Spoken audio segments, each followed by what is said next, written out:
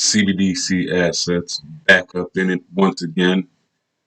Okay, I'm getting back to the crypto. I just wanted to let you guys know why I believe in crypto in this fourth industrial revolution. Hopefully I can open your eyes up and warn your friends and family and prepare yourself for the greatest transfer of wealth that the world has ever seen. This is Pager. He's a 9-year-old macaque who had a Neuralink placed in each side of his brain about 6 weeks ago. If you look carefully, you can see that the fur on his head hasn't quite fully grown back yet. He's learned to interact with a computer for a tasty banana smoothie delivered through a straw. We can interact with the Neuralinks simply by pairing them to an iPhone, just as you might pair your phone to a Bluetooth speaker. The links record from more than 2,000 electrodes implanted in the regions of Pager's motor cortex that coordinate hand and arm movements. Neurons in this region modulate their activity with intended hand movement. For example, some might become more active when he moves his hand up, and others when he moves it to the right. By recording from many neurons and feeding their activity into a decoder algorithm, we are able to predict Pager's intended hand movements in real time. First, we calibrate the decoder by recording neural activity as Pager uses the joystick to move a cursor to targets presented on the screen. As he's playing this game, we are wirelessly streaming, in real time, the firing rates from thousands of neurons to a computer. Using these data, we calibrate the decoder by mathematically modeling the relationship between patterns of neural activity and the different joystick movements they produce. After only a few minutes of calibration, we can use the output from the decoder to move the cursor instead of the joystick. Pager still moves the joystick out of habit, but as you can see, it's unplugged. He's controlling the cursor entirely with decoded neural activity.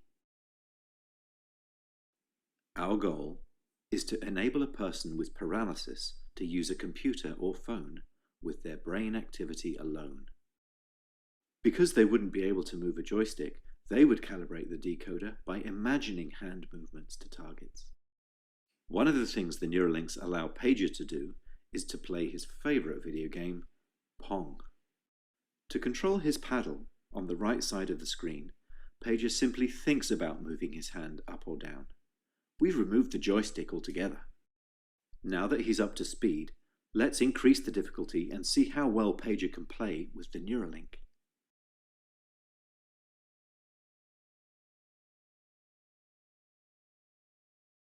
As you can see, Pager is amazingly good at mind Pong. He's focused, and he's playing entirely of his own volition. It's not magic. The reason Neuralink works is because it's recording and decoding electrical signals from the brain. Great game, Pager. Wow! Elon Musk is working to revolutionize the internet by building a global communication system that will blanket the world in Wi-Fi. He plans to send a mega constellation of nearly 12,000 satellites into outer space, which will orbit above Earth and provide internet connectivity to the surface below. You could be in a jungle in South America, and if you had just an internet link somehow, you'd have access to all of humanity's information. So it would actually effectively create a superorganism. The global brain is something that we're creating through the Internet of Things and artificial intelligence. So think of all of the input we have from sensor networks, from connected devices, from human devices, from computers and mobile phones, and put this together in one giant place in the cloud, right? And we get this global brain. And this is what companies are working on that are in these fields. So it's all of the data, all of information, all interconnected, creating trillions of data feeds, and the huge possibility of orchestrating things, coming up with new intelligence, figuring out new ways of doing things, increasing efficiency, and of course basically connecting everyone at all times, everywhere. We're essentially building a new meta-intelligence. And so we can see in 10 years we're going to have many of those global brains existing next to each other, and that is both very powerful and also quite scary. It opens up, of course, a huge avenue of being a global panopticon, and that becomes a huge challenge. I think If we're looking at this in a larger context, it's quite clear that that is an ethical issue. How do we make sure that it actually is controllable? And who will actually control it? Will it be the guys in Silicon Valley? Will it be China? Or who exactly is accountable? Who's mission control for this giant brain? Right? And this really comes down to a very simple realization. We have to understand that civilizations are driven by the technology, but defined by the humanity. I thought the internet would be something that would dramatically affect the future of humanity. It'd be like acquiring a nervous system. The purpose of Neuralink is to create a high bandwidth interface to the brain such that we can be symbiotic with AI. Because we have a bandwidth problem. You just can't communicate through your fingers, it's too slow. If we have a third layer, which is the AI extension of yourself, that is also symbiotic. And there's enough bandwidth between the cortex and the AI extension of yourself such that the AI doesn't de facto separate, then that could be a good outcome. You're already a cyborg. You don't even, well, most people don't realize they are already a cyborg. That phone is an extension of yourself. It's just that the data rate, the rate at which, or the communication rate between you and the cybernetic extension of yourself that is your phone and computer is slow. It's very slow. And that is like a tiny straw of information flow between your biological self and your digital self. And we need to make that tiny straw like a giant river, a huge, high bandwidth interface. It's an interface problem, data rate problem. Solve the data rate problem, then I think we can hang on to human-machine symbiosis through the long term.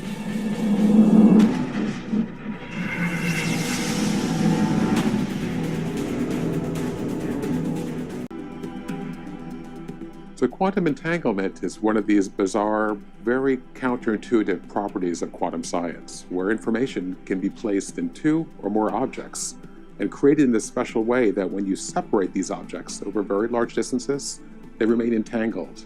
And looking at one piece of information or one object impacts all of the others. Normally, we say people doing experiments in different places are doing independent experiments. They have nothing to do with each other.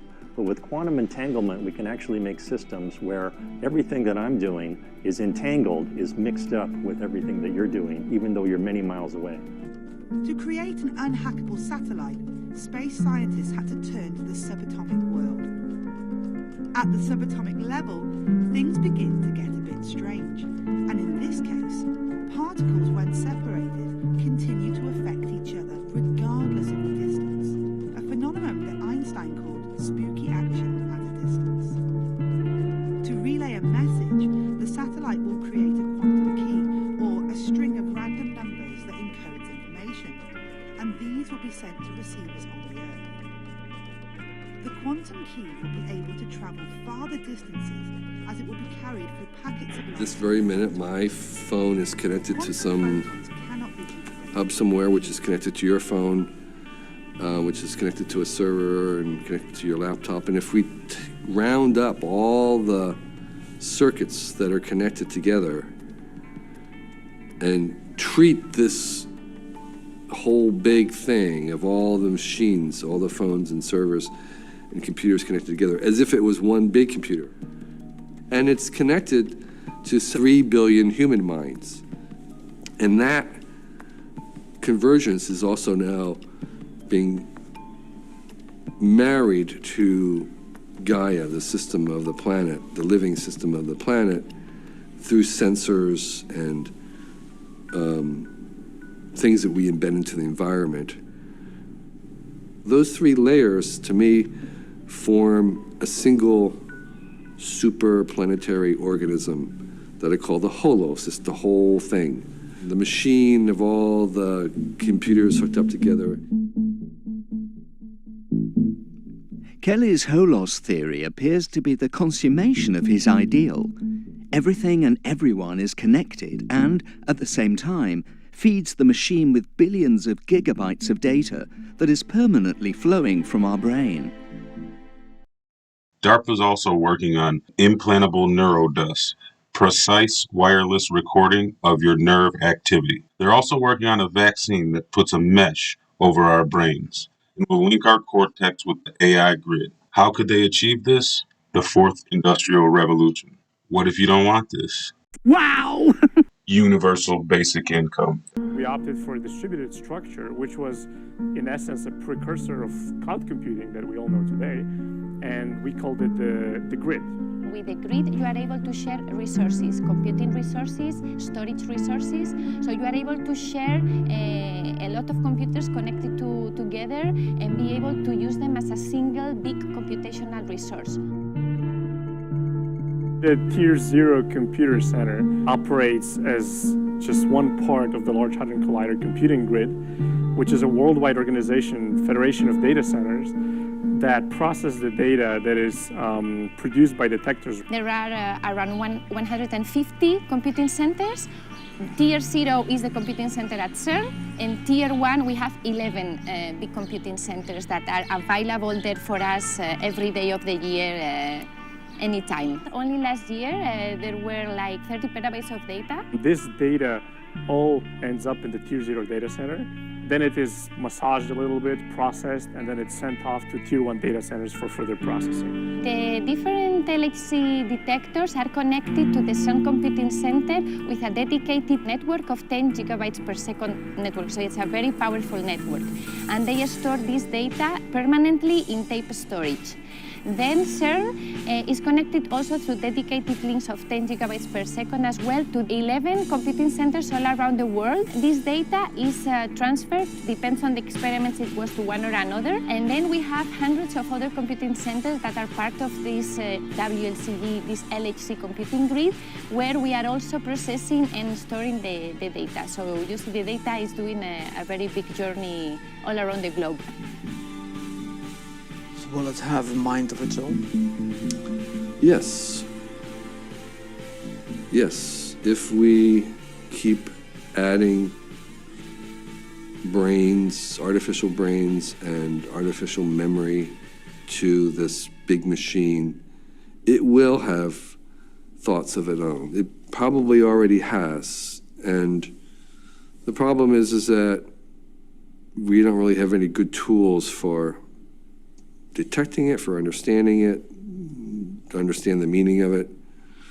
So it remains to be seen what interaction we have with that. But if we take the most abstract idea of a thought,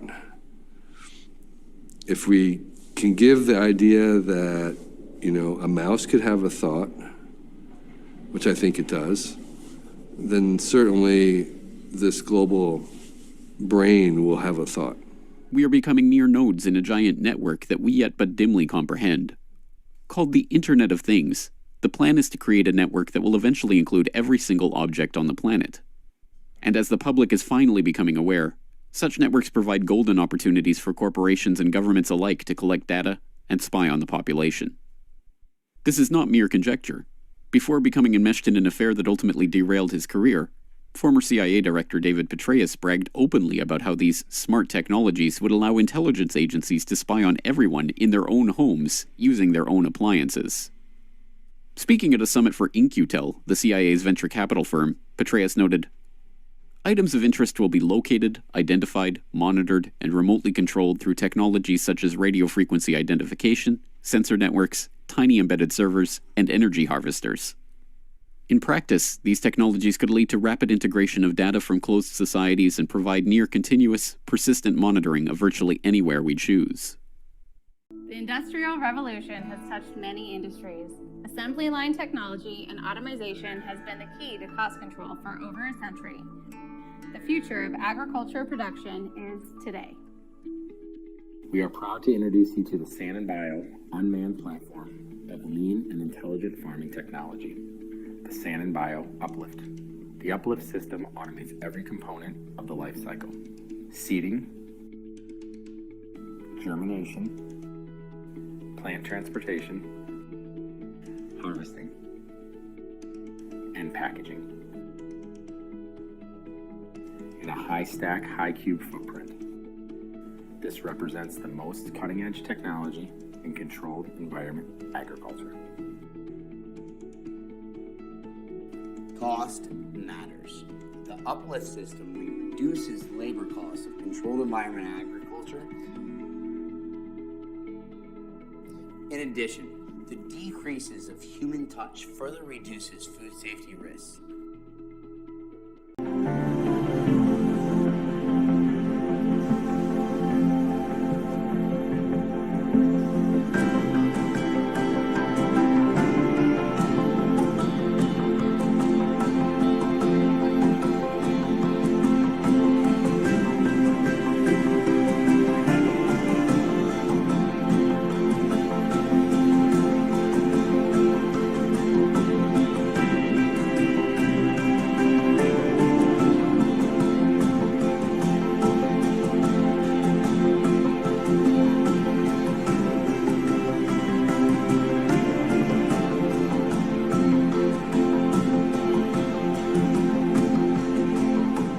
Button and connects the ready.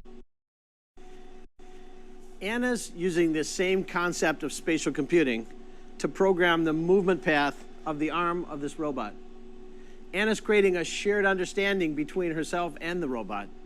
Anna can see and modify the motion path using AR, which makes the bits and bytes of the digital definition visible to her in the form of sounds and sights. Thanks to IoT, the robot's getting the same information directly in the form of bits and bytes.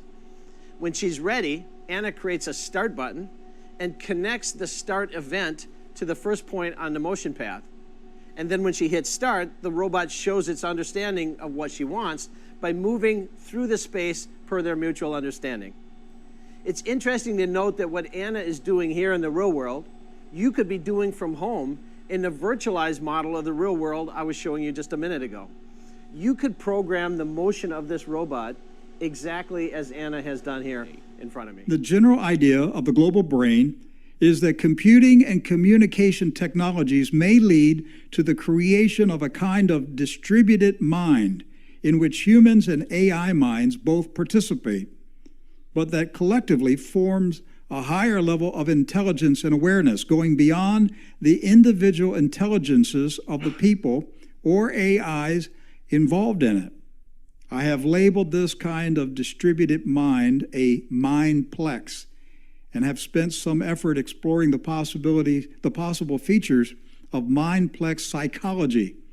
The global brain mindplex, as I envision it, would consist of an AI system specifically intended to collect together the thoughts of all the people on the globe and synthesize them into grander and more profound emergent thoughts, a kind of animated, super-intelligent collective consciousness of the human race. Of course, the innate intelligence of the AI system would add many things not present in any of the human mind contributors. But then the AI feeds it ideas back to the mass of humans, who then think new thoughts that are incorporated back into the global brain mindplex. The advent of such a global brain might well help achieve what has proved impossible via human means alone.